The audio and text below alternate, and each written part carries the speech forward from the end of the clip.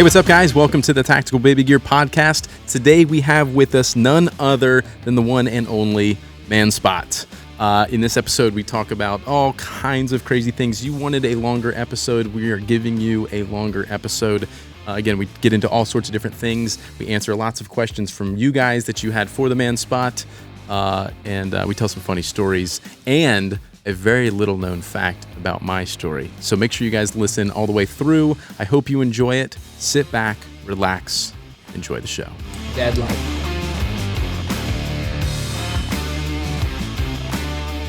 Hey, did you guys hear about the book I'm reading about anti-gravity?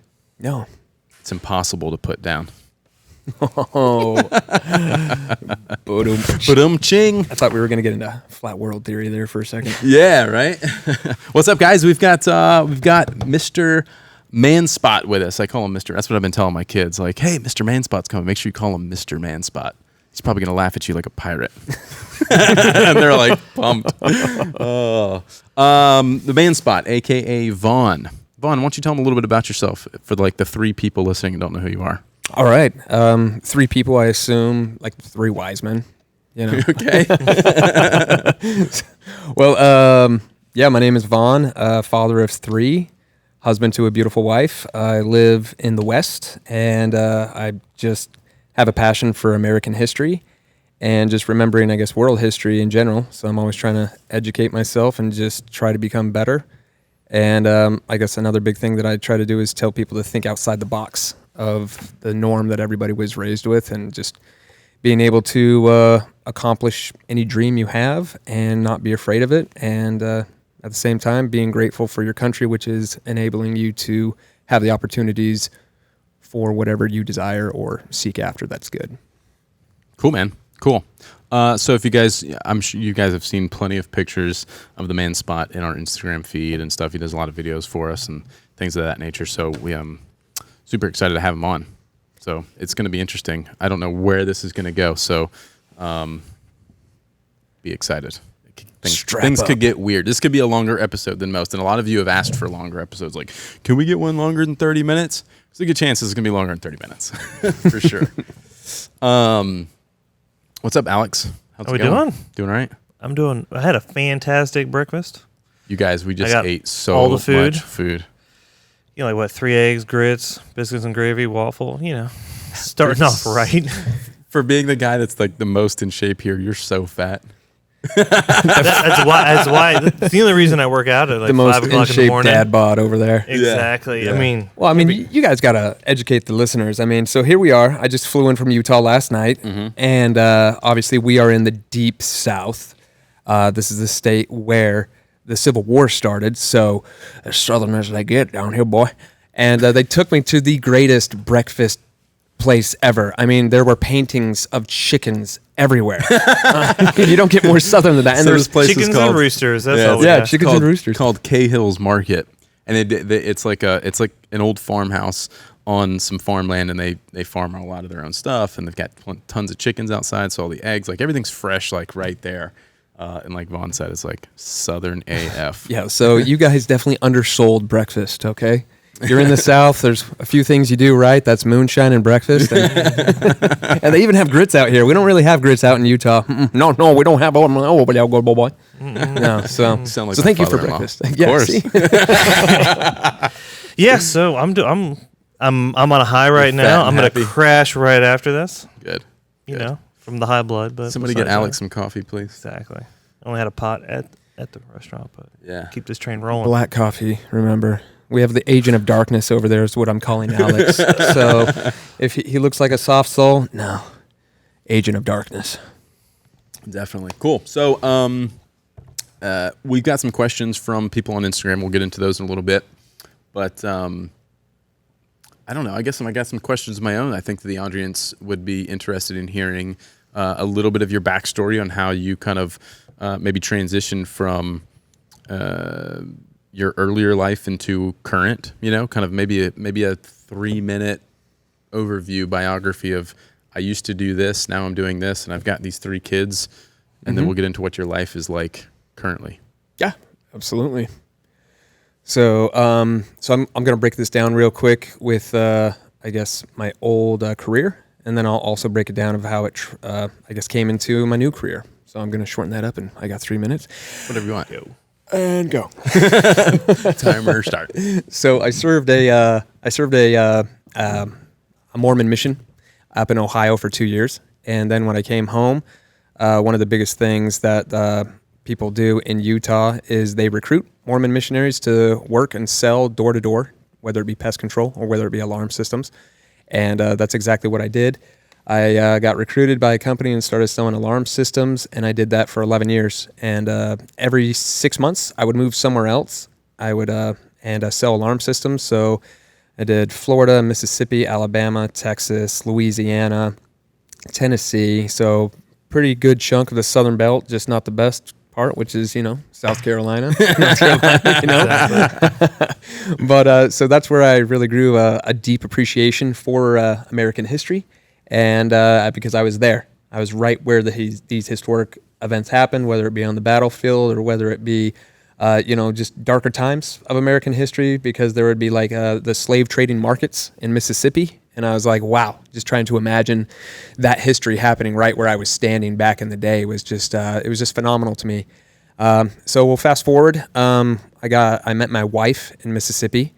She was working for the same company, and She worked there too? yeah, I didn't know that. I didn't know that. That's the little nugget Yeah, There's something else about wife's butt I know that I won't. Yeah, so I stole. She hates when I say this, but I stole her from another guy. I just swooped on in. Mine. Yep. So I did the ultimate close. Being a salesman, and we moved back to Utah, and I guess fast forward another 2-3 years, and boom, married, kid on the way, and boom, we're back selling in Texas.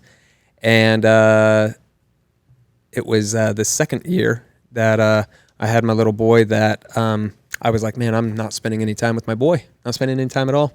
So long story short, boom, I had Instagram going for about a year. And then I was making some extra money on the side, and just from deals and whatnot. And on Instagram? On Instagram, yeah. Yep. And for people who don't know, how do you get paid from Instagram? Instagram doesn't pay you.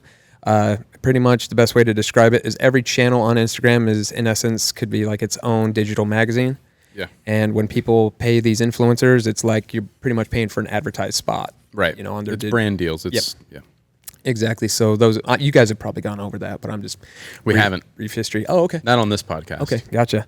Well, so from that, I had a few side deals going on, and I told my wife flat out, I was like, listen, I can, if I do this full time, I think I can make it. So, and I was like, but I can't make it unless I have your support. And she's like, I'll give you my support. So boom, moved from Texas midsummer, went home, and, it was tough. It's not, this is the part of Instagram that people don't see, but it's like, I lived on credit cards for 6 to 8 months until I built my brand and my deals enough to where it was like, boom, pay everything off, and just launch the business, hire some employees, get a location. So it was a lot of tough work, a lot of unknown work, because a lot of people that haven't. It's like the Wild West Yeah. still. Like there's a lot of unknown about what you're doing. Yeah. Even for you, you're like, all right, how do I structure this? What's the best way? Exactly. Like it's a lot of figuring out.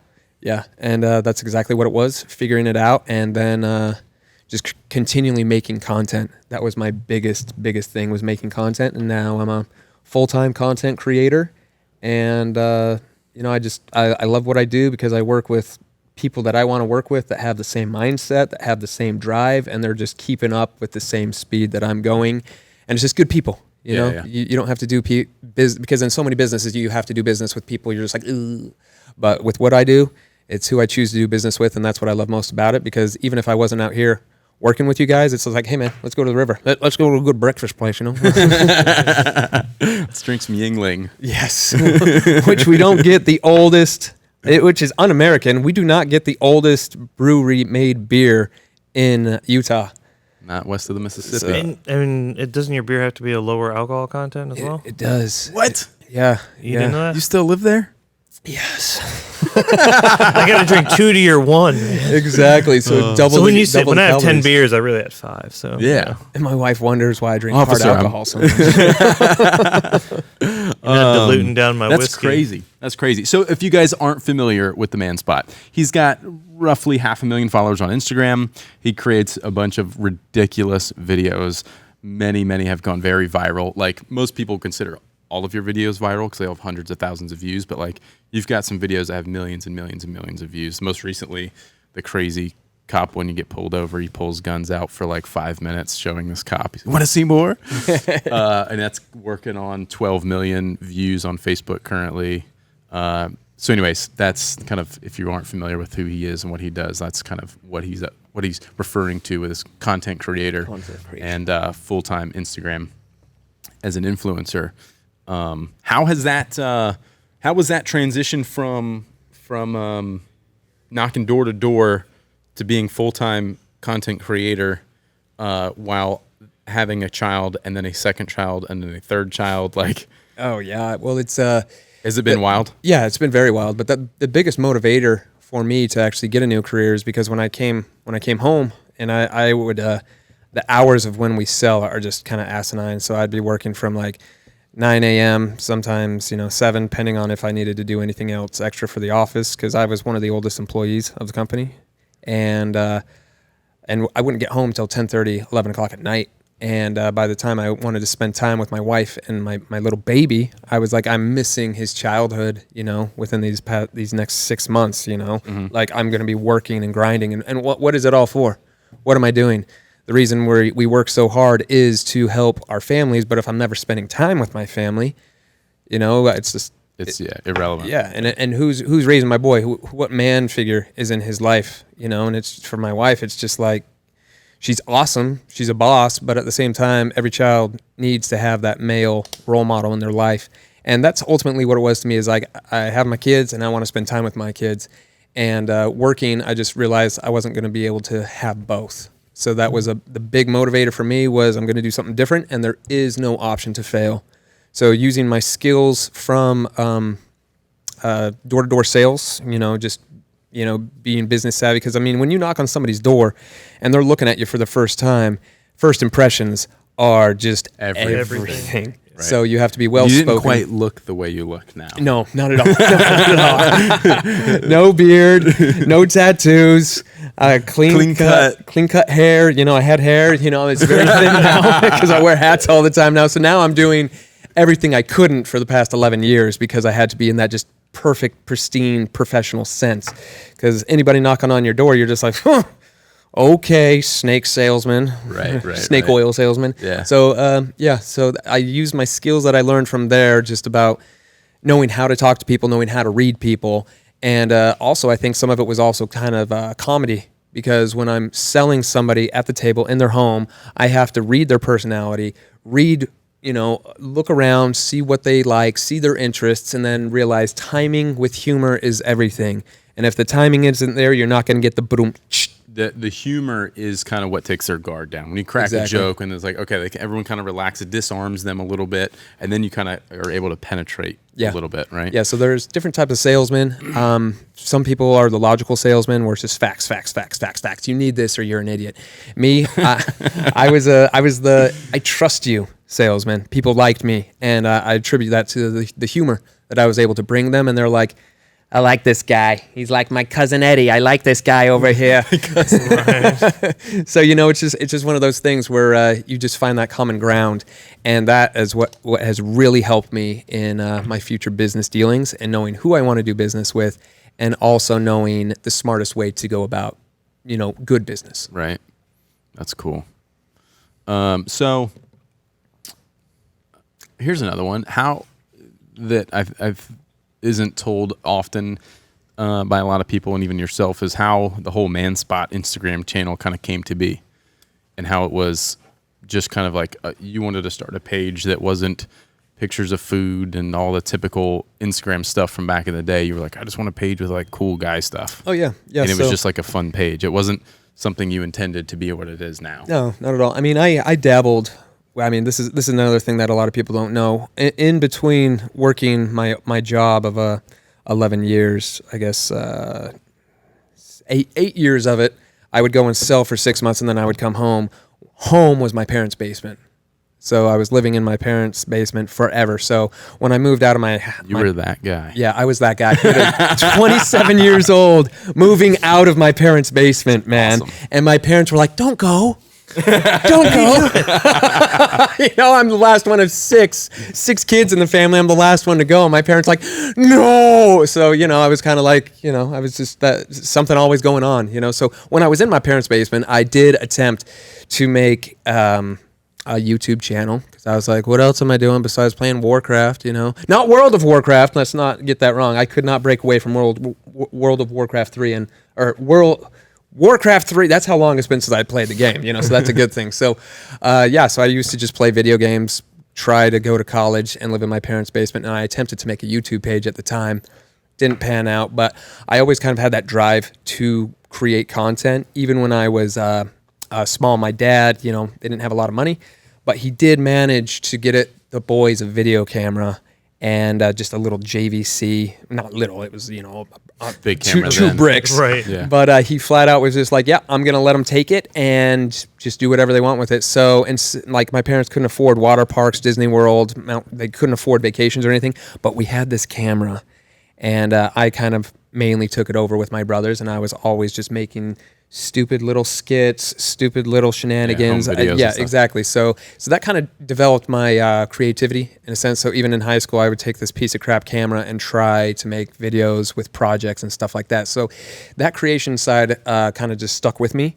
Hence, I tried to make a YouTube channel, kind of failed, crashed. And then when I met my wife, she's more tech savvy than I am, and Facebook was big, and everybody was like commenting, "Oh, rough day, oh, bad day, oh, this, that," and I was just like, I don't want to know if you had a bad day because I don't care. Somebody took your parking spot, Right.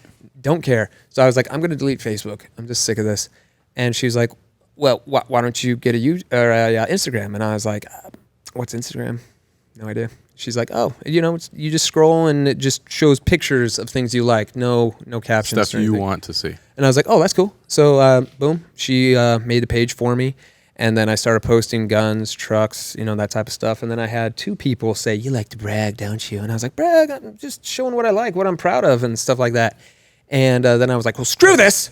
I'm going to make a brand new Instagram page. If you're not my friend, I don't care. You don't have to follow it. This is just for me and my hobbies. So, and I was like, maybe I'll find some like-minded people. So I was like, the man place, the man corner. And I was like, well, I kind of want this to be like a digital place for men, kind of like a Target for men, just manly and complete opposite. And wham, bam, I was like, oh, the ManSpot. Boom. Nobody's taking that. So literally, I chose the ManSpot as a place for a man to go, and that's his spot to be proud of just cool, rustic shit. Can I say that? Yeah, you can say that. Okay, cool. And that's how it started. It's like a man cave, a digital man cave. I had no idea people would actually call me ManSpot. That didn't even like. When was the first time that happened? I think like in an airport or something. Yeah. I was at an airport, and then there were some other social media influencers that were like ManSpot. Hey, and I was like, that's the name of my page. That's not me. My name's Vaughn. Yeah, by I was the way. like, hello. And so that's literally how the Instagram page started. And I literally was living in Texas at the time, and I was just like, you know what? I learned about the Alamo, just good rustic Texas history. And that's kind of where my personal relationship of my patriotism came from. Because I always say patriotism is your own relationship to your country. And I really started to develop my relationship through history. And I would start posting just the old American values, traditional values, how it used to be, how people used to be raised, how I was raised. And it's just your work ethic that's going to get you through anything given to you. You're not going to appreciate it the same way unless you earn it yourself. And those were the type of values I instilled within my Instagram, as well as family values, my wife, guns, America, trucks. So, everything kind of cool, Americana, rustic. And I just started gaining traction. And so many people just started following because it was kind of something new. And that's kind of when everybody probably recognizes the whole patriotic wave started taking place just within, and a lot of things came into be because, we've been at war the longest time in American history ever since 9/11. And so you get all these veterans coming home and bringing that patriotism and that spirit back to America. Right. So it was just kind of the perfect timing. And then when I started making, because it was 15-second videos. When they initially launched video. Because they didn't have video initially. Exactly. Yeah. And when You're like, I can do video. Yeah, I was like, wow. So I was like, I'm just going to bring my old YouTube childhood shenanigans into this for 15 seconds.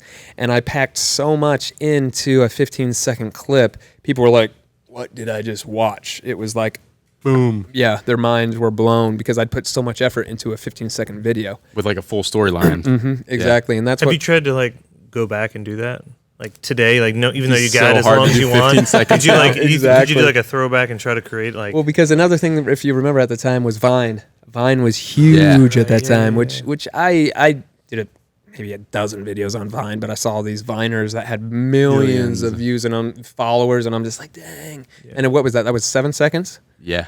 Yeah, That's incredible. but yeah, and so I was just like, that's crazy. So I was like, well, 15 seconds doubles the 7 seconds. So that's kind of what I was like, I can fit a story. If people can fit a storyline into 7 seconds, I can do one in 15. And that's what caught the attention of Evan Hafer, the owner of Black Rifle Coffee.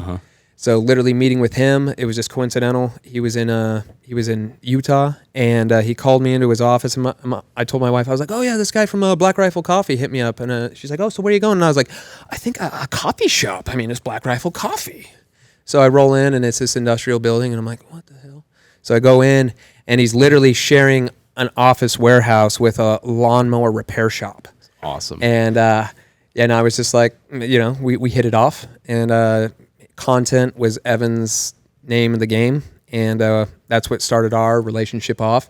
And in essence, then I started working with other companies like Patriot Alliance, and kind of just took it from there. Dude, I love hearing the early stories of people like that, because those are the stories that are kind of like forgotten about. You know what I mean? Like especially with Evan and Black Rifle, and like that really started.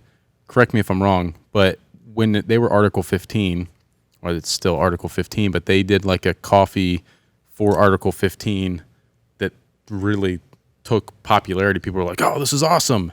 And I think they called it Black Rifle. Didn't they have a blend that they did for Article 15 that became real popular? And they're like, "Oh man, people are really into this coffee thing." It's like Evan kind of said, "Hey guys, you guys have your T-shirts, you have your whiskey, you got the podcast," and Evan obviously was a part of the podcast, and he was just like, "Let me take the coffee," and they were like, "Cool, bro, take it, go." Yeah, I mean, he's a coffee geek. Yeah, always has been. I mean, wasn't he brewing his like grinded and roasting like overseas when he was deployed? And he thought of a way of communion with the guys. You know, it's kind of like a religion for sure. Evan in a sense, because it's connecting people, and it's just appreciating, being in the hellish circumstances at the war, which we can't even imagine. No. Just the small joy of just having a good blend of roasted coffee. Right. And he brought that to the public. Right. And it's taken off, and they've put an immense amount of work into it. They've been very smart about it. They've built an amazing community around content and all that kind of stuff. But I just love the early stories, and I think that it's important for a lot of people to know, because there's a lot of struggling parents watching this that are trying to figure out how to make some extra money, or are discouraged because they think they'll never get there or whatever. And I want everybody listening and watching to know that, like, if you put in the work and you're halfway thoughtful about it and you just keep going, eventually it works. Oh, yeah. I mean, it's the same thing with like your Instagram. Like, you started with nothing. It got to like 60,000 followers, and you're like, I'm going to go all in. Screw it. You bet it all, risked it all, lived off of credit cards to make it happen. And now here you are with some success. It's working. It's all these things, like, and it's only getting better. It's the same thing for us, even with Tactical Baby Gear. Like, I started this while I was running another business. I was shipping bags out of my living room and my garage and all this stuff for years. And then I teamed up with Alex, and, here we are several years later, a nice little successful company. And if you put in the work and you keep going and you don't quit, it'll work out for you. Oh, absolutely. And that's just the way it is too. And it's also recognizing timing as well. And that's exactly what Evan did from Black Rifle Coffee, is he saw the stats. He saw the numbers of the T-shirts, the whiskey, and then he saw coffee. And the coffee was just blown up. And he literally told everybody, when on Anchorman, when he's like, "News team assemble!" Like, Evan had that moment, and he told everybody together. Everyone, move to Utah. This is where we're going to put everything. And then Black Rifle Coffee. So that's when Matt, JT, Rocco, that's when they all, boom, moved to Utah, because that's where they were all going to put their focus, because it was doing so much better than all their other businesses combined, because those guys are just entrepreneurs, like crazy entrepreneurs. So they have so many businesses that they work and they hustle, but Black Rifle Coffee was the one that was taking off the most, and that's where they're like, we're going to put more effort into this, so everybody come to Utah and let's make this happen. So and then they did. Like, everyone there. and now they've moved down to Texas. I mean, they still have a presence in Utah. Yeah, they still have a big warehouse fulfillment center there, and now that I think they've got like 4 other fulfillment centers. Tennessee I think and Tennessee, Texas, and maybe Vegas. Could be wrong, but so just good for them. Yeah, though. it's Good for awesome. them. They're doing really cool stuff, and we've done some things in conjunction with them, and we're always proud to work with them in any capacity because they're doing cool stuff for sure. Yeah, and it just goes back to working with the same people at the same level that you're going. Yeah, yeah, definitely. What else? I feel like I had so many thoughts and questions. All right. Well, while I'm trying to think of something, let's answer one from the community here. Let's see.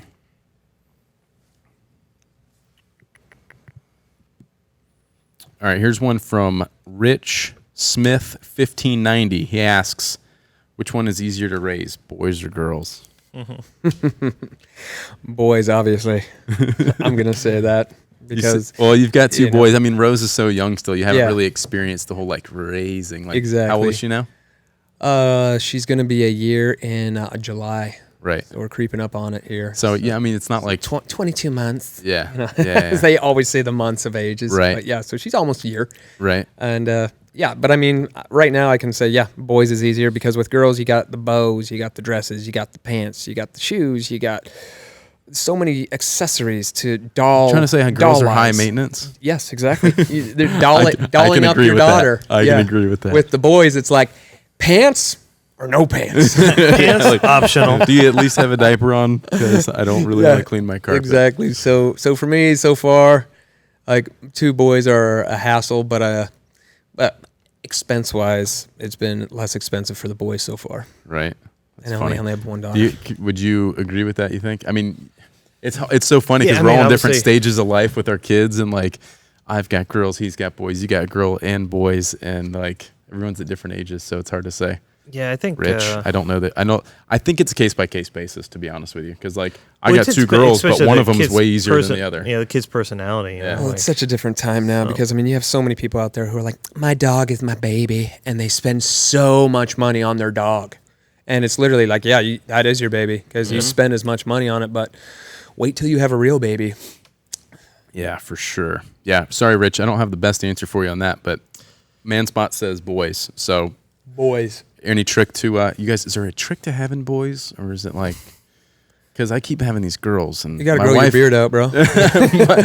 my wife wants a 3rd child, and she's like, I'm like, maybe I can have a boy, and she's like, we could have a girl. I'm like, Brandy, your sales pitch sucks. I will tell you this, because I did my own type of research and whatnot. Not even when I was looking to have any kids. This was pre-meeting WifeSpot, but I did read this big segment on frozen foods are extremely bad for men because of all the estrogen within those frozen pre-cooked meals, because there's just natural estrogen, I guess, in those meals, and it makes it so you're not as likely to have a male to carry on the family name. So no more DiGiorno pizzas for me. I'm afraid so, my friend. Maybe after that's you the get the boy. conversation you need to have with Mose. Yeah, I need to eat more. I need more Mo's in my life. So more natural foods. Obviously, that's what everybody says about everything. But I mean, it's just in the world in which we live. You know, it's just so yeah, exactly. But do your research on that. It may have changed, but I did read that one time. Well, if it was on the internet, it's true. Absolutely true. And this is back on my BlackBerry phone too. Right. Like it was struggling to scroll to continue the article The loading. little track wheel wasn't working. Oh gosh.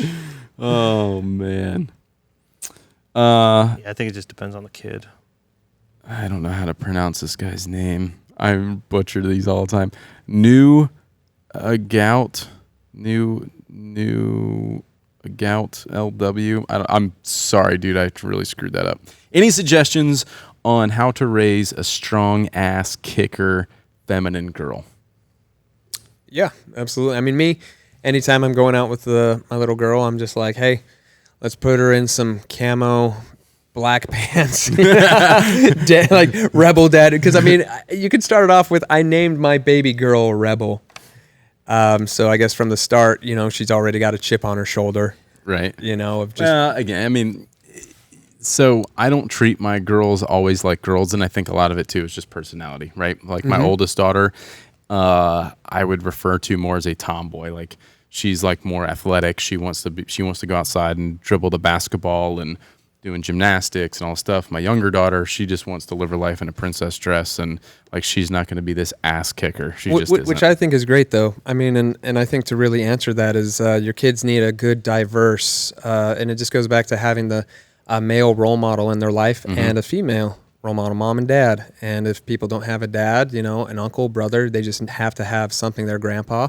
They just have to have something there to split it up. So if they do want to be a princess, who are they going to go for the prince or the king or whatever? Right, being a role model in and I've said this before, and I'm sure that I probably saw it somewhere, which is why I said it. But it's like, be the man you want your daughter to marry. You know what I mean? Yeah. Like, be a role model, be an example, treat your wife the way you want another man to treat your daughter, so that they have expectations of what that looks like, and all that kind of stuff. But I don't know. I mean, I think just raising an ass kicker daughter, I don't know, just like, I'd say don't be there for your daughter. Yeah. Like literally, like if it comes to, like for me, it's like, can I make more money or should I spend more time with my kids? I always try to spend more time with my kids. Right.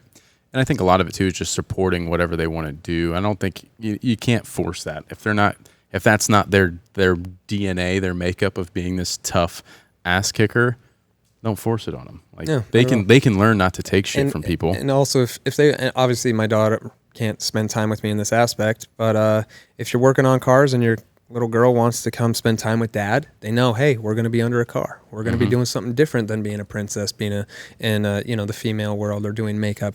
This is where dad is. And I think them doing that when they're like, oh, I just want to spend time with dad, whatever he's doing, they're going to get that kick-assery of just hanging out with dad. And so what's your take then too, or and I guess you can maybe talk on this, is like in the daughter who wants to do, let's call it just stereotypical tea time and dress up as a princess, are you the guy that goes in there and plays with her just to be that role model as well? Yeah, of course. Support that 100%, but a lot of it too is exposing them to like as many things as possible. Because she might like that now, but then you expose them to something else that they realize they love even more. And then all of a sudden, like, they don't care about tea time and princess. They're more interested in art or something else, you know? But it's exposing them to a lot of things and then supporting whatever they're into. And I'd say that's a big thing within my channel and platform. And because I used to kind of question myself of posting things with my kids, posting family life. But there is a huge demographic of people out there who love that. They didn't see a different way to raise your kids or be involved with your kids because their dad just wasn't that way.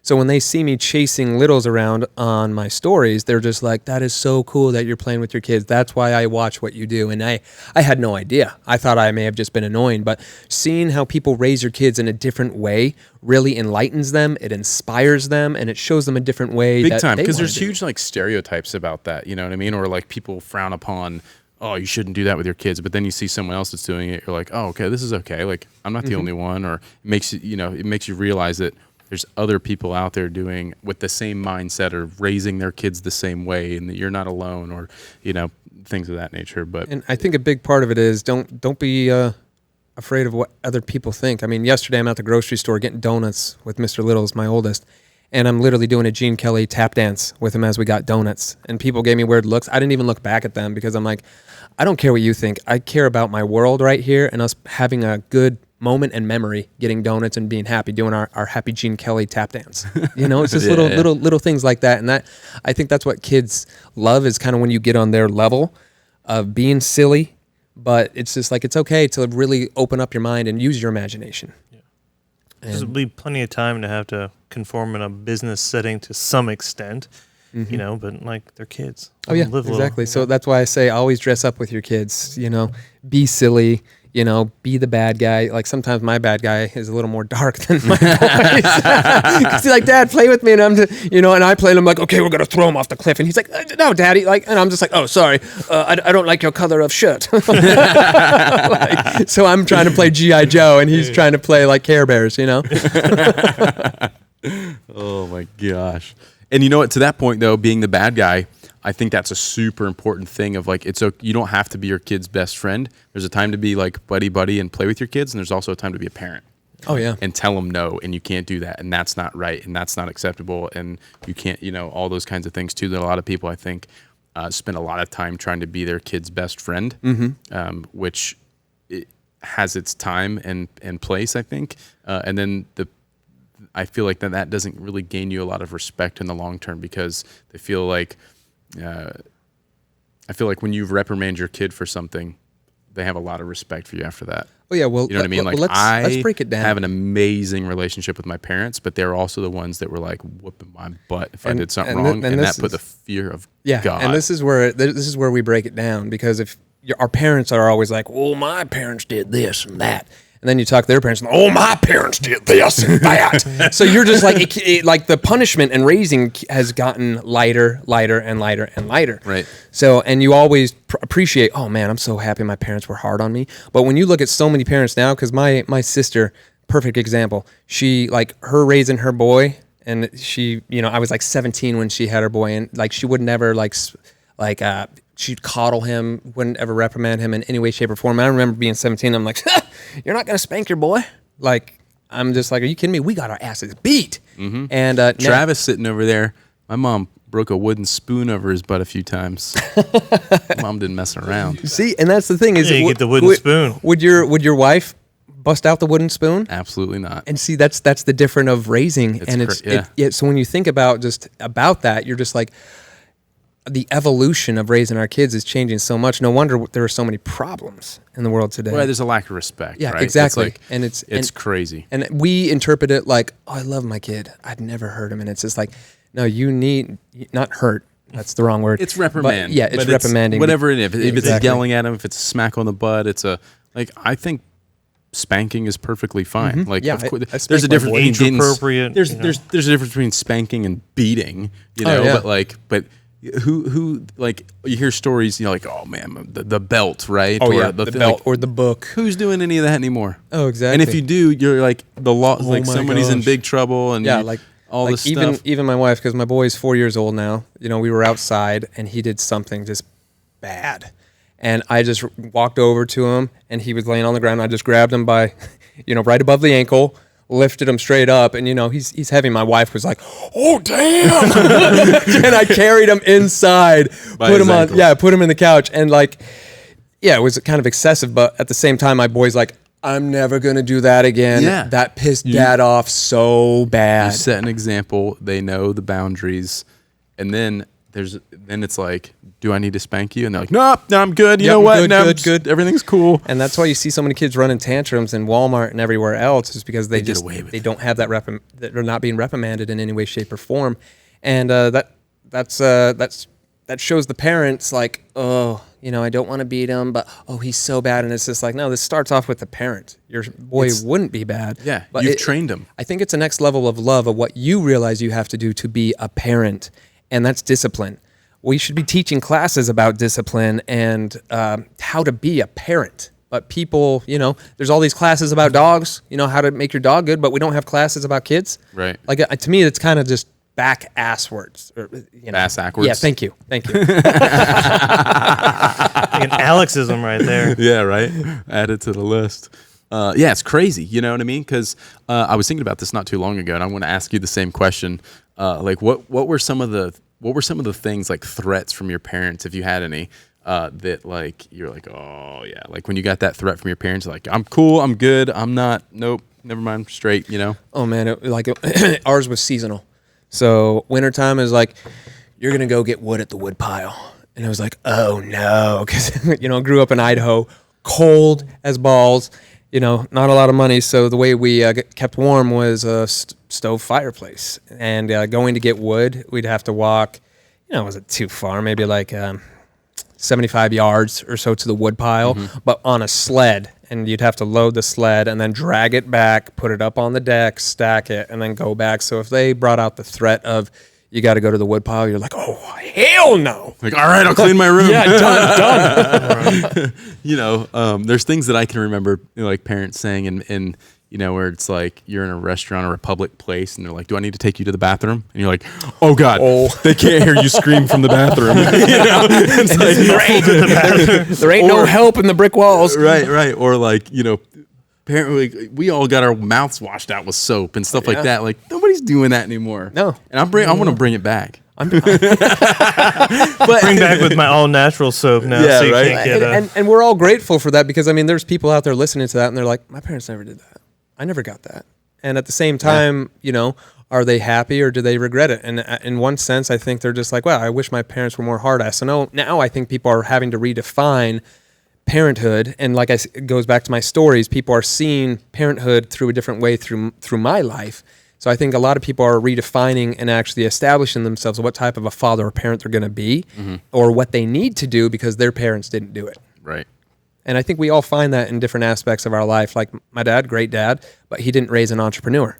I don't blame him for that. He was working on a farm. He was just happy to graduate college. That was a huge achievement for his families, where their status was as just like sheep farmers, right? Potato like farmers, and now he's exactly. College, yeah. So I don't blame my dad in that regard because he was just like graduated college, get a good job, didn't raise an entrepreneur, that wasn't a priority, and he didn't know how. So you can attribute that to, even though your parents may not have been very disciplinary, maybe they raised an entrepreneur. So I think there's different levels. There's give and take, exactly. on all that stuff. Yeah. Alex, you got any thoughts on any of that? Yeah, Alex, what do you do to your kids? Time out, man. 3 minutes in a closet, shut the door. You can come out when you stop crying. You savage, you. But again, it's just age appropriate. No, it's an agent of darkness over there. No, but it's in the dark closet. Because right now he turns the light on. Oh, that's nice. No, maybe. I don't. Again, like my kids, the oldest are just turned 3. You can't really reason with them to some extent. You know what I mean? Like, so it's not like you can have this like rational conversation with them if they're just tantruming or anything else. So it's like, Mom and Dad love you. This is what you did wrong. You're going to go to timeout. You're going to come out in 3 minutes and we'll talk about this again. If we need to take it up a step, I'm not against spanking if it's necessary. But but that's what we do right now, just on the age level that they're at. It's, if they do something, constantly changing, right? Like, yeah. You're not going to spank Rebel. She's like not even a year old. Exactly. Like, that's what we do, and it seems to be pretty efficient right now. Yeah, that's good. Well, you get a lot of that respect. Because it's consistency. Like, I mean, the wife coming from the background of teacher and everything else, like she just drops the hammer. So it's like here's rule, you break rule, you go to timeout. So like I'll come home and I'll be like, how was your day? Like, well, Nico had to go to timeout. And I'm like, well, what did Nico do? Nico didn't listen to the rules. Like, oh, what did you do? Yeah. So it's just it's funny following through with it. Yeah. Well, the consistency is huge because there has to be communication between mom and dad about how we deal with X, Y, or Z. So like I told them they can't do this. They did that. Like, this is how we're going to deal with it. And you both have to be on the same page because if he gets away with it, mom, but doesn't get away with it with dad, like that becomes a problem. And then that's when it comes to... And it doesn't always work. It's not always perfect. And there are always things that slip through the crack. And like, good cop, bad cop. It just happens. Like, that's just life. But knowing that you need to have it... More often than not. Yeah, have that consistency of like, they know that if they do this, like, this is the consequence, and everybody needs to enforce that rule. Like, oh yeah. So it's it just goes right back to if one of the parents doesn't, I guess, stay on the same page, and I think that's a conversation both parents have to have because I mean we've had times where littles will come to me and he'll be like, Dad, this and that, and I'm just like, no, and he's like, damn it. And he goes to mom. Yep, he goes to mom. Damn it! And since we're both on the same page, he realizes, okay, they made the law. That's where the line is drawn. And kids are always trying to push the envelope. Yeah, always. And we had to learn that the hard way. It's like because you don't think about it until they pull one over on you, and you're like, all right. So now, like, it's almost like a thing in our house where like the girls want to sleep in the same bed together on the weekend or something. Like, hey, can we can I sleep in Kendall's room or whatever? And we let that happen a couple times, but then that just screws up like sleeping patterns. And then this one doesn't want to sleep in the room ever anymore. And then this and that. So it's like, okay, no. But the first few times it was like, I was like, yeah, it's Friday night. Like, whatever. Like, I don't care. And then Brandy will come to me and she'll be like, I told him no. I'm like, oh crap. And then it's like, now what do you do? Go tell them no? Yeah. And then that creates a whole, so then it's like choose the battle. Like, do I tell them no and fight with them the rest of this Friday night that everything's smooth and they're playing together and they just want to sleep in the room and do their thing and I have a nice quiet Friday night? Or do I tell them no and like hear about this for the next 5 hours of screaming and crying and hate my life? Oh, yeah. So it's like, what do I do? And then, so then it's like, all right, next time. And then it's like, hey, can we sleep in our room, together? And it's like, well, what'd your mom say? Or what did dad say? Like, that's always the first question now. And instead of yes or no, it's like, well, what did they say? Oh, yeah, exactly. I haven't asked them yet. Like, let me go talk to mom. Give me a minute. Like, and there's a lot. So it's like there's a learning curve to like, all right, now they're smarter than me. How do I outsmart them?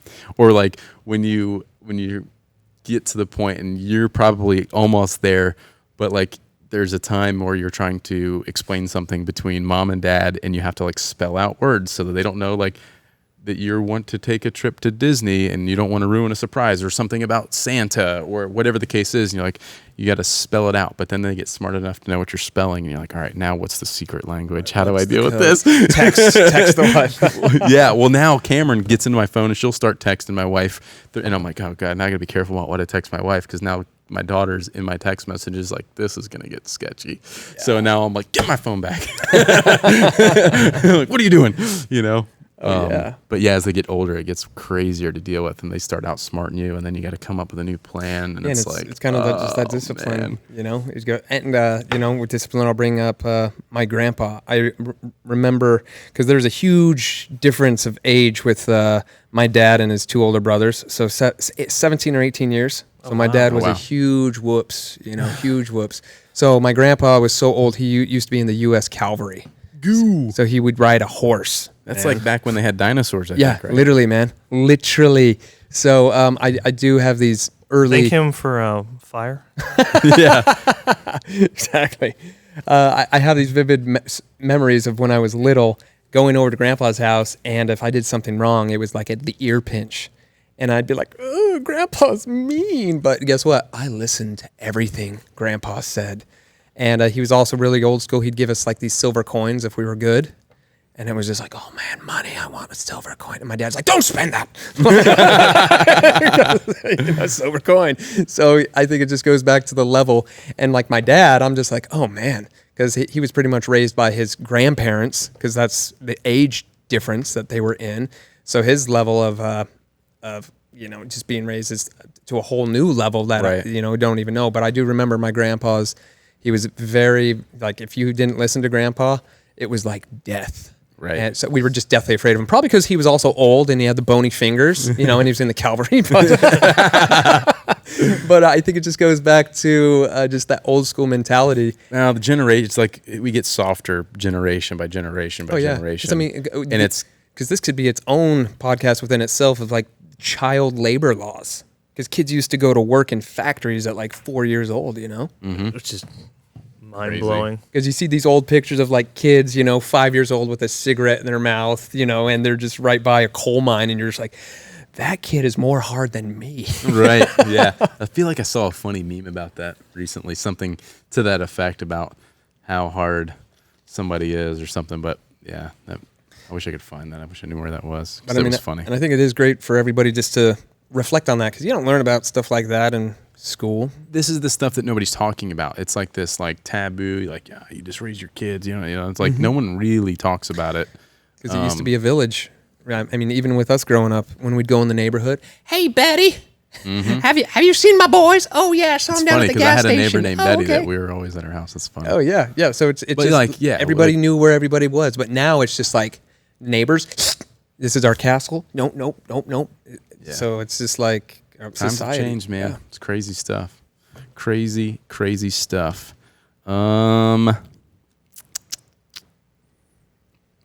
Next. Mike Pantos. This is funny. What advice do you have for young single men looking to meet the right patriotic gal?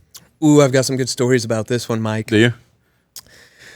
All right, Mike. You obviously know my Instagram page. Well, I will tell you there have been 2 different instances where people have found their spouse through my page. So, I guess you could say my page is a dating app for patriots. Manspot's dating page. That's no joke. So that's his advice. Go trolling his comments for some other chick. That's, see what chicks are saying. I could not believe that. Wait, so they found their spouse, like they're married? Yeah, they're flat out married, and I still have the message where it's like, hey, Manspot, I have a lot to thank you for, your patriotism, but most importantly, my wife. And I'm like, what the fuck? I found my wife through your page, and I couldn't be more grateful to you for making that happen. And I'm Dude, just that's like, so funny. Where's the invite? You didn't get to go to the wedding, man? Oh, dude, I get so many wedding invites. Do you? Like, it's cool. It's cool at the same time, but I do believe they did give me an invite, but they were somewhere in Wisconsin. I should have made it a point to get to that one, but I think I was on the river trip last year when they got married. Funny. But it's at the same time, it's just cool, That's amazing. So talk about having some huevos. Just be like, yo. What's up, girl? How you doing? So you like patriotism, huh? So you're into the Manspot, huh? Me too.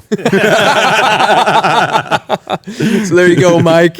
Go see some patriotic women followers. Yeah. Because if a woman follows my page, they're a fucking patriot and they like They're guns. badass. Yeah, for sure. Samuel 50. What is your favorite state and why? You talked about traveling a lot of states. Yeah, I talked about traveling. States. I mean, that's a packed question, but Mississippi, because that's where I met my wife. Okay. So, and she's from New York originally? Yeah, so we got married in upstate New York. So up by Syracuse, New York to be exact. So, I owe Mississippi everything, So gotta keep it there. But I mean, if we're talking about hunting, where to live, I'm one for the mountains. Mm-hmm. So I guess you could say I owe the South, but my heart's in the mountains. Right on. I'm gonna look for another question. You guys got anything else to chat about? Surely there's something. Yeah, Agent of Darkness. When did you meet your wife? Oh gosh, that was my What's your sophomore. favorite state? Yeah. Well, as far as the wife's concerned, sophomore year. Well, we grew up together here on the island. She was a grade younger than me. I remember you telling me that. But we for knew the of viewers, each other. listeners. We knew of each other all growing up. But one of her girlfriends went to school with me, and we were hanging out. We were friends. I invited her on my boat. Well, I say my boat. Of course, my father owned the boat, and I was lucky enough to use it. But I was like, hey, you got some hot girls you can bring on the boat? Because I'm in college. And she's like, yeah, I'll bring out my girlfriends or whatever. And my wife was one of the ones that came out. And I was like, oh, hey, girl, what's up? I know you. And somehow I conned her into dinner and another dinner and another dinner. And now we've got 3 kids. The Agent of the Darkness here can tell you how to get out of the friend zone and make them the wife. Exactly. So I'm very grateful to... she's a friend. Obviously, I was friends with the one girl, and she was friends. Invited Emily out, and so very grateful to her inviting her out on the boat. Yeah. And then the next time I was smart. I claim it was an accident, but I got my boat beached, so she had to miss work and hang out with me for like an extra 5 hours. So. Oh yeah, tide went out a little too fast. The tide went out too fast. Sorry, we're stuck here until the tide comes back goes up. out, and so now you're stuck and have to talk to me. So how long did you wait until after you were married to have a baby? Oh gosh, what was that? 4 years. So you guys got some time together. Yeah, we've been. What are we like moving on? Like 13 years that we've been. Wow, together, 12, 13 years. A lifetime. Yeah. We've been around. How'd you find out you were expecting the first time? Me? Yeah, or Emily, or the two of you. Anything? Well, okay. I'm trying to think of the first time we found out. Well, see, for me, like that, the first time I was like, you're pregnant. I almost can't really remember that to be honest, because the memory that's so much more vivid to me is I was overseas traveling, and I was on FaceTime when she was going to the first doctor visit to kind of be like, are you really pregnant and everything else? We've done the pregnancy test, and so they're FaceTiming me, and they're like, oh look here, and so we were living in North Carolina, so my mother-in-law, who's a labor and delivery nurse, went up to with her because she knew that first kind of doctor visit's the one where you thought you were pregnant, or you were pregnant, maybe a lot, miscarriages happen a lot during that time period. So she went up there to just in case, because I'm overseas, and so we're FaceTiming, and the nurse is like, oh look, there's a heartbeat, do-doom, do-doom, do-doom, do-doom. Well, there's 2 in there. And so anything before that was kind of a blur, because once I heard that we were having two, it was just like mind blown. You know, Pass what I mean? out. So Asthma attack. Get him an inhaler. My father-in-law is a twin, identical. So my boys are identical, and which is just a freak of nature is how that is described. Super identical. So he's on the phone, freaky. and you hear in the audio, it's like his car goes swerving off the road to park, because he's obviously emotional about the fact that he just found out that they're having twins. Wow. And so I honestly I can't even really remember when she came out with the first pregnancy stick, because all I remember is sitting in that hotel room on FaceTime being like, what is about to happen? Because I always kidded around that we were gonna have twins, because you knew. So that the you were lineage lying. for twins, if I'm not mistaken, it always kind of goes from the daughter, the daughter's father, or with a Yeah. follow that for me. So Sure. her dad. Big words here. Let's break this down. And so, but because it's identical, it was no bigger risk or not. But I was like, we're gonna have twins. It was always a joke. And literally the day before, because the people I was with at a trade show, I was like, oh yeah, we're she's going to the first doctor visit. We'll get. And I'm like, I'm probably gonna find out we have twins. The next morning, oh, do you have twins? I'm like, funny story. Yes, we do. So, anyways, that's so that's not the first how we found out we were having our first the kids, but because I can't everything before that was just blurred out once I heard we were having two. I was like, all right, I just started a new business. I don't know how to handle one child, but now apparently I have to figure out how to handle two. And that was just so life altering news that I can't even. I have to really stop and think about when we first told me she was pregnant. I got a funny story. I'll tell you guys my story. So, because I don't do anything really by the book. Nothing I do in my life is typical standard anything. So, I, like Alex, met my wife out on the boat. We were out at the sandbar. Boat people. All right. We live on an island here, the water. Yeah, okay. So we're out at July 4th at the sandbar. It's 9 p.m., low tide, bonfires on the sandbar, fireworks shooting off, all this stuff. I'm out on my boat with some friends. Zach Zanzig is out on his boat with some friends and his girlfriend at the time, Tatiana, who's now his wife, and Tatiana's best friend is Brandy. So I got to push pause here Yep. and just let the viewers recognize our buddy here is a day walker, Ginger. Notice how he said on the boat, fireworks. So it wasn't blistering sun and you're Right. burning up. Yeah, Okay, so- I noticed that. so I this noticed that. loca- Okay, well, Ginger out on the sandbar at night with the sand. Yes, Okay, yes. good one. I got to good be one. careful I got with it. the sun. Continue. So I'm like, yo, Zach, what's up? Who's that? Who's Tatiana's friend? Oh, that's Brandy. I'm like, I need to know Brandy. So we start talking. She didn't want to have anything to do with me, and I convinced her over a series of a few dates, some more boating, and then we dated for a very short period of time before she told me she was pregnant. And I was like, okay, life just got interesting. So again, I don't do anything. This is crazy. Thankfully, everything's worked out. She's the best thing that's ever happened to me. And but I remember when I found out, we'd only been dating literally 6 weeks. This is crazy. So there's hope for some of you out there that maybe had this a similar incident, because we definitely beat the odds. Those are the kind of things that just things don't work out and whatever. But it's been great. And so I get home from work one day and I'm exhausted. I sit down on the couch. She had gotten off earlier that day. She was already home. We make dinner. And we're sitting there, we're watching TiVo. You guys remember TiVo? The very first DVR where you could pause live TV, and it was You want revolution. TiVo and chill? Yeah, I was like, yeah, what's up, girl? Were you guys living together? No, not really. Not really. Because I was 6 weeks. That's so new. she had It's just happened to be at the house. hanging out all the time. Or maybe I'd gotten home and she came over. I can't really recall that part. I do. So anyways, we're watching TV. We're sitting there, and I'm just laying there, and she's just a couple of heavy, We all know what that means. That to me was oh, you had a stressful day at work. She worked at a lighthouse here. She was like the lighthouse keeper, and she worked there for 15 years. Boat people. Yeah, us boat people.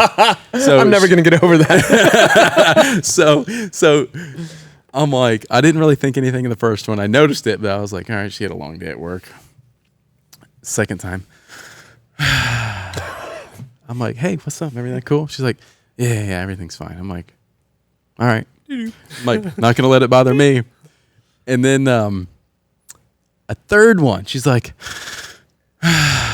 so I'm like, boop, boop. I'm like, hey, everything all right? Actually, no, I didn't pause it yet. This is the funny part. I didn't pause yet. I'm like, hey, what's up? Like, you're breathing awfully heavier than you had. What's going on with work today, you know? She's like, I need to tell you something. I'm like, all right, what's up? Then were you like, no, boop, boop? she's like, I think I'm pregnant. I was like, boop, boop. I'm like, huh? She's like, I think I'm pregnant. I took a pregnancy test. Okay, I took a lot of pregnancy tests. I think I'm pregnant. I'm like, all right. Like, that's cool. Like, we'll figure this out. Like, don't worry. I'm not like bailing on you or anything crazy. Like, what's, she's like, I already called the doctor. I've got an appointment tomorrow. We got to do a blood test and like, we'll make sure everything's, see what's up. I'm like, okay, like, whoop, like back to TiVo, and I'm like freaking out, but like, that's how I found out. And it was crazy. And nobody really knows that story. Nobody like, and then the second one was like, a decision like, hey, like Cameron's older now, like let's have a sibling, let's do this, have a second child and all that kind of stuff. But yeah, crazy. Is, man. And then the second child is the whole reason that this company exists now, because I got stuck carrying this girly diaper bag the first time, and like, of course you're happy to do it, but it's like, given a choice, like I'd rather have a cool diaper bag. I don't want her diaper bag, so like second time around I was like, another girl, and I was like, no, I gotta carry that bag again. Like, everyone listening's heard the story 1,000 times. I feel like that story always comes up. But and then we didn't get married until like just a couple years ago. So I gotta it's like the most like not traditional story ever, but it's all worked out and it's awesome. I love that story of like how it all began, because it was kind of meant to be. It was meant to be. Yeah. For how that happened, how you started the business. Because I mean, tactical baby gear in essence would not be unless you had that experience. Mm-hmm. And not experience, that's your life. That's it, man. So I mean, like, it's so crazy. I'm just gonna say it, man. Out. Hey, props to you guys for choosing life, man. Yeah. I mean, it's very controversial right now, but I mean, dude, I just saw Illinois up to 9 months. Oh my gosh. And they're requiring insurance companies to cover it. Oh. Crazy. That's can't, not even America anymore, man. Dude, I can't even. That's like China, Japan stuff. It's like at it's 9 months. It's not a male, because I mean, that's straight. You hear about murder. all the straight murder. Like that's a child. Like that's a child. Like we all know. You can't imagine your child now. Had you killed your own child? Yeah. Breaks my heart. Yeah. Dude. Oh, exactly, man. Sorry to put a damper on things. All right. No. Yeah. So we were talking about tactical baby gear being made. Okay. Yeah. Are we back? Okay. We are. Ready? We are. Okay. Sorry, we had to take a quick break there.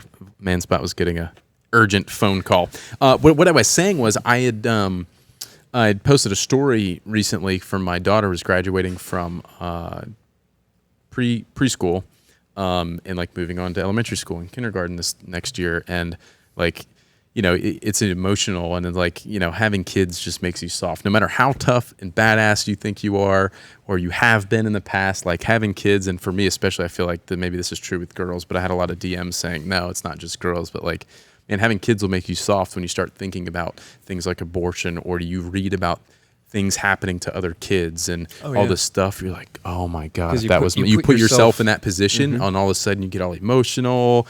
And like, I was like a little teary eyed at the graduation, and you're like, my little baby's growing up, and it's like, you're so proud of them. And like, you just get soft. And it's crazy. It's almost like it's a part of you that's living on. Dude, it's and you crazy. See a part of you experiencing these things and learning and growing. Yeah. And it's just like, you're just like, yes. Yeah. It's bonkers, and then there's that weird, like, I even hate to say this, but like my wife's shouldn't even say this, but it's like, man, we don't have a little baby anymore. Like, you kind of miss that experience of like having your little baby, and then you're like, well, it's like a puppy. They don't say a puppy forever. Like, let's not just have another baby to have another baby, but like, there's still there's that part of like, man, I miss having they give like you those this little experiences now, though, Yeah, it's crazy, but yeah, having kids makes you soft for sure. Especially when you start hearing those wild stories. Oh, and like protective like a mofo. That's like when we get into, hearing about things in the news of what somebody did to a child or whatnot. I'm like, oh, if we put a dog down for hurting a child, we sure as hell better put humans down for doing Yeah, the same thing dude. because they know better. Right. You know, absolutely know what they're doing. So that's why They didn't have those consequences when they were a kid. Yeah, exactly right. It goes back to the old school That's way of where things, it's going. man. Yeah. Put a little respect on it. Boom. Put a little That would respect. fix it. That would fix a lot of problems. Buddy. Just a little bit more respect for just Humanity. humanity, just the people in general. Exactly. I mean, I don't have to like you, but you're a human, so I don't need to just treat you like crap. I saw something in the news, and this is like headline reading, like skimming through, but like some state was passing like castrating men for. it's Alabama. Is that what it was? Yeah, Did you see and that too? it's just like the For, needle. It's just like if you're if you like molested a child, like they're cutting your Okay. balls off.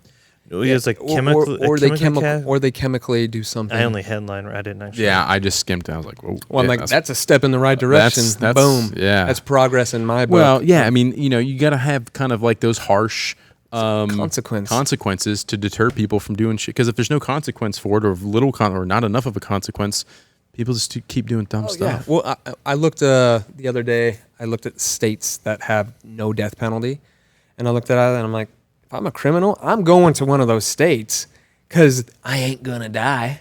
Right. Like, I mean, that's obviously I think how humanity is. It's like, what's the consequence in what I do? X, Y, and Z. Ultimate penalty, death. Oh, if I go somewhere where there is no ultimate penalty, yeah. you know, it's terrible. Unfortunately, I don't think they're smart enough to think that through. But Yeah. I know what you mean. Yeah. It's ridiculous. So ridiculous. Wait, is this from the same guy? This is a good question though. Rick Smith, 1590. How do you keep from being stuck in a rut in your marriage and parenting life? I think everybody kind of, Has their own. yeah, everybody has their own struggles. I mean, it's a normal thing. You know, you just get to, like me and my wife, we are just at the constant just grind. She's doing her business. I'm doing mine. We're raising the family, we're raising the kids. By the time we get into bed, it's just like, night. Yeah. Don't talk to me. I'm going to sleep. Yeah. Yeah. So Well, I think it's a designated, like you have to do something to designate. Like I brought up to my wife, hey, every Tuesday we should do axe throwing together, where that's just our time. So I think you recognize it. So Rick, good on you for recognizing it. Right. Now it's just making a change to, mix it up. Definitely. And, to that point, to expand on that, just communication, right? Communication between you and your wife, or you and the kids, if you're stuck in a rut, whether then you feel like I'm just not doing the right thing, or this isn't going anywhere, or the kids are just bad all the time, or whatever it is, just communication with the kids. Like you guys, like we've all got to work together. Like you guys are making this really hard on mom and dad. Like I need you guys to, put things in perspective for them. Because if they get to a point where they're old enough to understand that, it helps. And I've had to have those talks too. And you get rained in on a Saturday and the kids are just losing their cabin fever. You're like, all right, we're sitting everybody down. Like you guys, we're going to be stuck in the house all day. Let's not make this a miserable Saturday. Let's figure out something fun to do, enjoyable, whatever. And that's just one example. But just communication, whether it's with the kids or your wife, of hey, listen, we need some time alone. Yeah. We need some babysitters for a night. We need to do something, and just like you said, hey, every Tuesday, or we're gonna do movie night, or we're gonna do this or whatever. Mm-hmm. Wouldn't you agree, Alex? I mean, Yeah. you've got it. That's the biggest thing coming off of the kids that were so young and her, nursing them too. It's like, obviously, when you're not just giving a bottle and everything else, it's kind of, the baby needs you. Yeah. Yeah. The baby comes first, but after that, it's just been it's like, when can we just designate time to make sure we work on us? Yeah. Because it's not a good place for the kids to be in if the mom and dad in the home aren't happy. So it's like you got to focus. You can't forget, just because you put all this energy into your kids, you make sure you put the same energy into your spouse. Right. Oh yeah. I experienced this a lot, even outside of being a parent or a husband, but in business. So being in a rut, stuck in a rut, I think the biggest thing you could do is break the pattern, make a big change somehow. Mm-hmm. If you're stuck in there, it's you need to completely break the pattern of what you're doing to help get out of that rut. So a lot of times for me, that's a creative rut. I'm trying to think of the next funny video, and I'm sure you experience this a lot too. And you're just I don't know. You almost have to just break that pattern. If it's just completely change your schedule for a day and do something completely different, or just whatever the case is, travel somewhere, get out of your element, completely change your environment. That will really help get out of rest. We use the same thing in business. A lot of times in the business, we're just pounding your head against the wall to maybe try to figure something out, or just doing the same thing for so long that something's got to change to get out of this, whatever rut we might be in, completely change. And I think that helps too a lot. Yeah. So recognizing it, and I think everybody being on the same page, because I've even had the same conversation with my wife. I'm like, listen, we got 3 kids under 3.5, or Little's is 4 now, but I remember having this combo. It's like, we are never going to be more busy than we are right now with all of them being in diapers. And I say all of them, yeah, I had Little's potty trained at one point, but after we had the kids, he noticed, I can get more attention if I stay in my diaper. So he digressed. He outsmarted you. Yeah, listen, you know that with kids, you're dealing with like a domestic terrorist. It's like a constant war. You are at battle with your kids. Like, it's who can outsmart who's flanking who. Yeah. Like, golly. I need some engineers over here to figure this one out. Oh, man. B Crow 1 wants to know how many guns you have. Do you have any idea of the actual count? I always give people the same answer, not enough. And I don't know, because I've never counted them, and since I don't know, but it gets so tough too, because I mean, I have so many guns, and I remember one time trying to count my guns, and then I sat down and I was like, cool, nice. And this was when it was over 100. And then I look up on the mantle and I see my grandpa's gun, and I'm like, "Fa!" Forgot about that gun. I go into my office, I see my other grandpa's double-barreled shotgun, and I'm like, "Ah!" So, and I go into my office, and boom, there's a shotgun. I'm like, "Ah!" So it's just, I don't know, because I haven't spent that energy counting and finding them all. Yeah. Which I probably should. I should. I admit it. I need to for insurance purposes, but I haven't. Right. And I'm always buying at least one new gun, 2 new guns a week. So right, yeah. Sorry. What's your favorite type of gun?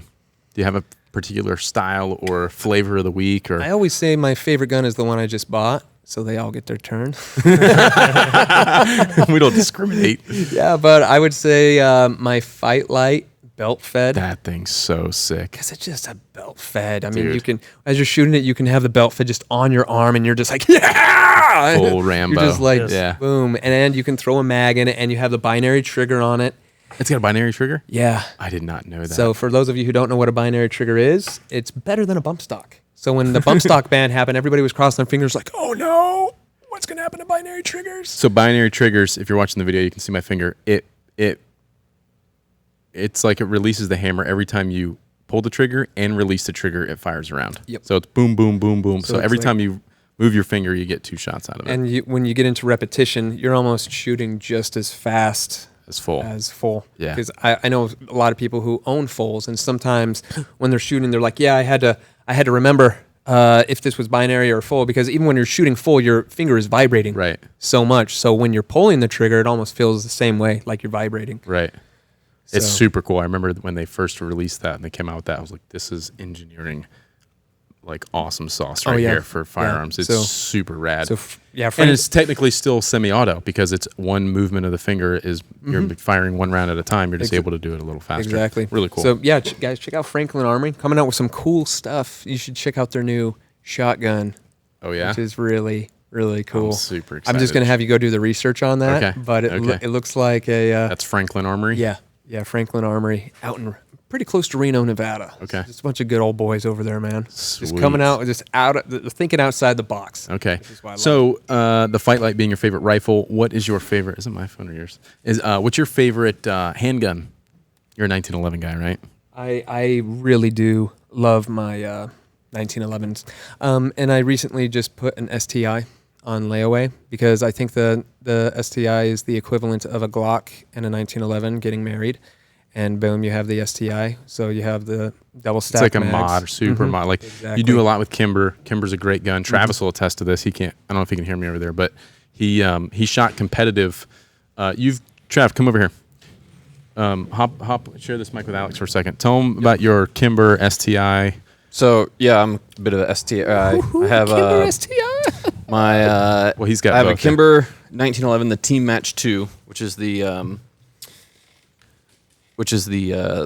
like Olympic Team 45, and then and you shot competitively with that. Yep. Shot a lot of IDPA single stack class with that, and then and don't sell yourself short. You won some championships with that gun. Yeah, a little bit, and then I won more with the Glock. I just shot it longer, and then I got into out of IDPA and into IPSC, and USPSA and Steel Challenge. And when I did that, I was shooting a Glock for a while, and then I went to the 2011 Open STI race gun, super high speed. So race gun. When people hear race, because you're obviously a Porsche guy, you go to a lot of races. Yep. Tell us more. So the race gun this one is a purpose built by STI. It's a factory race gun. So it's got the compensator. For those of you who don't know, I did a video about one of these, and I made it seem like it was like a Star Wars blaster, like laser blaster. Yeah, I call it my master blaster. Yeah. It's got some high speed stuff on it. You got a red dot on it. Yeah, it's a shorter barrel. It's a 4 1/4 inch, 9mm double stack. Compensator, lightened slide, bunch of cuts in it. Magwell. Huge magwell, high speed. It's got the 90-degree Seymour red dot, so it sits lower. So it's more, a lot of times when you get these guns with a red dot, an open class gun, the optic sits pretty high off the slide. So it's a big adjustment because you end up holding the gun too high, because like iron sights, it's right a on top of the barrel. quarter inch above the barrel and above the slide. With an open optic gun, it's like 1.5 inches, 2 inches up. So it's a big adjustment holding the gun down and keeping your head up. So when you put them on a 90, it brings the dot a lot lower. So it's a little bit easier splitting the difference to get between into. iron sights and like a typical red dot. Yeah, it's a lot easier having, to like, adjust to. Not quite like an RMR, but what's nice about your gun is that it's mounted to the frame and not to the slide. So Correct. The optic's not moving like an RMR on like a Glock or something else that's moving back and forth with the slide, so it's never in the same place. Right, the dot bounces around a bunch. It's a lot harder to keep up with. Right. With your gun, my red gun, dot stays stationary. The slide's moving underneath it. And Right. you can keep your eye on it. Right. The Giving you dot. super fast. The future is now. Well, it's Yeah. like that's old though. It's old. It's just The not mainstream Seymour- with like the high speed tactical guys. This is a competitive competition shooting target gun Right. So it's it's like no one's carrying that conceal. You're not like appendix carry exactly. this open gun with the Seymour red dot. Sorry, we threw some gun talk right into the baby talk. This is right in there. This is straight man shit. Here. This is tactical baby. This is how it gear. goes. But no, it's getting there. As far as in just like racing, when it all trickles down from racing to mainstream. into mainstream consumer level stuff, like especially with STI. STI is doing huge stuff with all these. They're taking all that race gun technology and all the things they've learned in IPSC and STI. It's the statistics. It's like 80% or 70% of people shoot a 2011 in like the world shoot and all these competitions, all the nationals, all that. STI is the biggest. STI developed that gun, the double stack version. So it's STI is kind of has the monopoly on it, Right. And they've trickled And now that down they've got into the little carry gun, the DVC carry, and the Trojans, and all these and bringing it to regular Hollywood, pistols. they had the John Wick 3 Right. contract. Old Taryn. Taryn built my mags for me, so he's been in competition stuff forever, and that's what he does. Yeah. So he's brought it really mainstream. Yeah. Getting all these But Hollywood so, guys over there. Yeah, so going back to the original question, I love To not get completely carried away from 1911. Yeah, 1911. But yeah, I'm a 1911 guy. That's my ride or die, and I love the history behind it as well. And also, 1911 was made in Utah. That's where Really? that's where it was developed. John Browning know it was in, Utah. in Ogden, Utah. That's where Right there with KFC. That's where he made it. Boom. Hey, we were talking earlier about where the first KFC was, and it was Salt Lake City, Utah, was the first KFC location. Would never have guessed. I would have Nobody. been like, I thought it was Kentucky, fake. obviously. I thought it was fake, like when I first heard that, and I thought Kentucky too. But there's plenty of chicken in Kentucky, so they were like, "No, we don't want a Kentucky Fried Chicken here. We're Kentucky It's everywhere. Yeah, Yeah. But so 1911. I love my Kimbers because of the beauty. I don't think anybody out there makes it better. 1911 that looks as beautiful as they do, and that's why I have so many Kimber Right. 1911s. I got a few 1911s on the wall behind me. I got my Yeah, Sig, I noticed that. Sig Scorpion 1911 over there, which I yeah, absolutely I do love have gun. that. I have that as love well. That gun. And then I've got a GSG. It's actually that other 1911 right there is a 22, and that's one that I've kept for a while because I want my kids to learn how to shoot. Oh, on yeah. that. Yeah. It's a Which great is little great. gun. It's got like all the things that you need to learn. Like it's got a safety. It's like, Mm-hmm. okay, you take the safety off, keep your fingers. But then it's 22, so an 8-year-old isn't going to have trouble shooting it, but they get to learn on a 1911 Yeah. with like all the proper stuff. Exactly. And So- I love the history. I love the history just behind the 1911. It's well, such. It's like when you want to such talk American about history. like Americana and all Yeah. that stuff, like 1911 all and day. and when you see the memes about like Kimbers, this or that, and it's like, well, they've been around for so long, and that's known as like Grandpa's gun. Right. Like, yeah, Yep. I got my 1911. That's all I need. Yeah, I mean it's a great gun. It's awesome. They're a workhorse for sure. Get one or two more in. Well, talking about, just daily parenting, do you get these texts too? I just got one from my wife. My son just dropped a load in the toilet. Oh, good for him. Victory. Hey, give him a lollipop or Victory. something. We give Three marshmallows. M&Ms. Oh, you want on the We give him marshmallows now. marshmallow. We stopped giving the M&Ms for the number one. We're trying to oversell, close the deal on number 2. But it's like, do you get that too? You're just like a normal work day. Is that normal conversation Oh yeah, dude. for you? I think but I'm so upset because I had my son already potty trained, and then when he digressed, I'm just like, well, I'm not home to help out with this, so this is on you, ladies. Yeah. To like stay on top of it. Yeah, I mean, you're working and you're traveling. You've been traveling a lot this year. A lot this year. Yeah. Since January at SHOT Show, and then it's just been.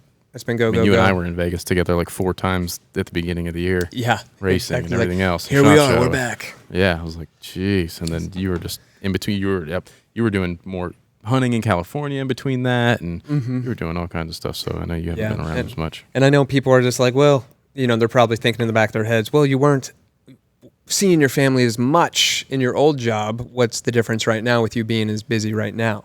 So kind of like the double-edged sword, but it is like when I am home, You can be home. I can be home, and when I'm, right when we took our bathroom break, I was able to FaceTime the fam, the kids, everything. So anytime they want to see me now, I make it. That's the you can turn down trips. You can say I don't want to travel and do that. Yeah, exactly. You know what I mean? You can stay home. You don't have to travel. It's something that needs to be done from time to time. And I think right now you're still in hustle mode and trying to get established. Yeah. And then in 2 weeks, we're going to be taking our oldest to California. He and my wife and sister-in-law, they're going to do the Disney land thing. So I don't do that thing because crowds, but they're going to be able to take him. And it's just that I can now take quality time with my kids versus minimal time. Right, for sure. Here's a good one. Speaking of that, well, first of all, 1776. The guy, they're an apparel company familiar with 1776. Yeah. Actually, you're wearing a 1776. I love their designs. Great guys. He wants to know who can run faster. I don't know why he wants to know. Dude, me all day long. I'm definitely not running anywhere. You got a bad knee too. Yeah, I got tore my meniscus. I've got too much hardware in my leg to do much running anymore. So I think that leaves Alex for probably the fast runner here. Not after my breakfast, but well, maybe by now I'm carved up for the run. Now that I know the history of his knees, he can probably run faster. Right. Yeah. I did the whole soccer thing. Okay, so it's constantly I think running. we can end it on this question. This is from Vanilla Gorilla _96. He asks, "What's one piece of advice for a first-time father in 1 month?" Vanilla Gorilla.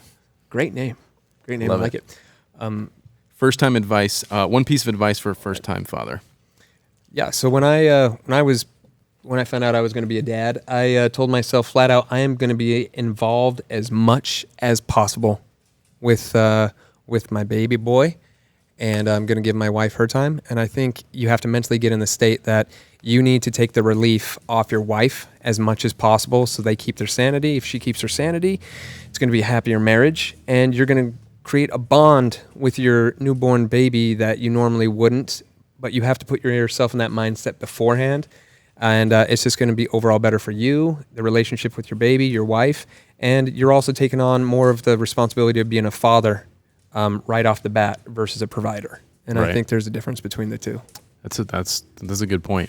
It's a good big mind shift between provider and father, because anybody can be a provider. It takes special thought process, I think, to be a father and to really, like you said, be involved big time. So that's a good one. I tell people that are like soon to be fathers, so like sleep now. Sleep as much as you can before the baby's born, because it's the first several weeks are brutal. And then, babies sleep. I say it's brutal, but they sleep so much when they're newborns. But there's also a lot of like, they're up every couple hours to be fed. And if that means you need to help mom with something so that because she's breastfeeding, if she's not breastfeeding, you're doing formula, take turns, do all these things. Like, don't just put it on one person or the other. But then because the baby does sleep a lot, take advantage of that and sleep while the baby's sleeping. Yeah. Aside from getting other things done around the house. And someone's got to do dishes and someone's going to do laundry. And those things need to get done still. And you need to work. But like, if there's some downtime and you can actually take a nap and sleep for 2 hours while the baby's sleeping, take advantage of it, because it's going to be a long few months in the beginning. So even right now, I would say be selfish and do your hobbies, do everything, get traveling out of the way, like not out of the way, but enjoy it, but just realize your life is about to change forever, which is a good thing. It's not have to be a negative thing. Exactly. It's just changing. It's just a new chapter in your life. So right now, just take those nice long moments alone on hikes or whatever, or with you and your wife. Make sure you get as much dating time in with your wife right now as possible. Go out to bars, go on the bar scene, just you two together, just so you have those extra memories that are going to be a little more difficult to have when you have kids, because it just kind of just complicates things when you have kids. And those kinds of memories, and then you'll have new memories, better memories. In my book. But I would also say, as a prepared father, I did skin to skin with my first and second born, and that's literally when the baby is born and your wife is like sleeping. Take the baby and take your shirt off and just cuddle with your baby. Just so it's skin to skin. Right, nestle it up right in that beard. And they say it really creates a bond between you and the baby and the father. Right. Because babies sense smell, since they can't really see too well. But then when you do get them and they're upset, they'll remember that skin to skin or that smell, and it calms them down more. So, sorry. Little nugget. No, I like it. That's good. Something that we haven't really talked about at all. I mean, to me, it's just the patience thing, in the sense of, like, because there is no manual, like we've talked about, you're going to get into situations that are completely out of your just comfort zone, and just got to remember that you weren't you're not the first person going through that experience. So if you need to just take a step back sometimes and realize this kid's crying, freaking out, you don't necessarily know how to take care of them, but just do the best you can and just not get too upset with yourself or your spouse or your the mom, and just take a step back and try to have some patience, especially if you're very sleep deprived and everything else. Because that was the thing that on day number 2 for us in the hospital, they're both crying at the same time, and you're like, are they getting enough? Are they eating enough? And you're just freaking out because you're in that kind of protective mode now. All of a sudden, you're like, there's this thing, if I sneeze wrong, this child's gonna die. Kind of those crazy thoughts that go through your head. But you put the baby to sleep, and you're like, are you gonna wake up? Exactly. And I guess so. To me, it's just kind of just remembering that you're not alone in that sense, and that like. Just do the best you can, and just try to breathe and take a moment, and when you're stressed, because everything's so foreign and new, but that's just part of the growing it'll experience. Teach you to being a dad. Learn to operate under pressure, for sure. Exactly. And I'm pretty good at that. So it's a little saying that helped me just when being a new dad and I had my baby was man up and be a dad. 100%. Cool. I think it's a good place to end it. Man up and be a dad. Quote from the Manspot. Guys, thanks for watching and listening. We really appreciate it. I hope you enjoyed this episode. Manspot, thanks for being here. Thanks for being on the show. Thanks for having me. I love being a part of the Tactical Baby Gear family. For sure. Guys, make sure you subscribe to wherever you're listening so that you get notified on the next episode, and we will see you guys there.